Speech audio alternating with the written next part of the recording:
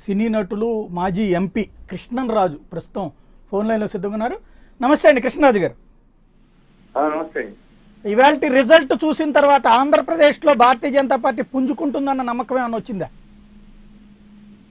నేను మొత్తం Karnataka తిరిగానండి. Okay, campaign చేశాను. అది వెళ్ళి తిరిగి వచ్చాను. అవును, బాగా తెలుగు వాళ్ళందరూ కూడా ఇక్కడ అనుకున్నట్టుగా అక్కడ ఏం లేదు. ఓకే, వ్యతిరేకత ఏం లేదు తెలుగు వాళ్ళు.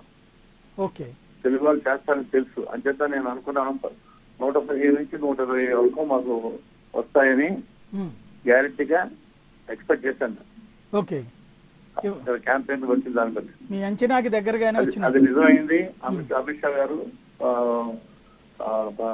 ఆయన కార్యకర్తలు ఉద్దేశించి మాట్లాడడం, వాళ్ళందరూ కలిసి మాట్లాడడం, వాళ్ళ అమిత్ షా గారి కృషి పార్టీ ప్రెసిడెంట్ గా బాగా కనిపించింది. తర్వాత నరేంద్ర మోడీ గారి మీద ప్రేమ, అభిమానం, ఇంకా నాయకత్వం, గొప్పతనం పోలేదు. అనేది మళ్ళీ నిరూపించింది. అంతేకాకుండా సౌత్ నార్త్ వేరే కాదు, ఇది నార్త్ పార్టీ కాదు, సౌత్ పార్టీ మొత్తం నేషనల్ పార్టీ అని కర్ణాటక వాళ్ళు నిరూపించారు. Right, I'm very happy.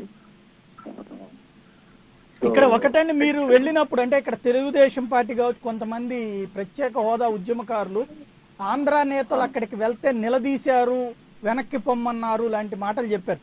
మీరు అంతా తిరిగారు కదా, ఎక్కడన్నా మిమ్మల్ని అట్లా ప్రశ్నించిన సందర్భాలు ఉన్నాయా? ఏమీ లేవండి, ఊరికి అంతా నాటకాలు లేదండి. ఎక్కడో 1-2-3 అనుంటారు. ఏమని? నన్ను మాత్రం ఎవరు అడగలేదు.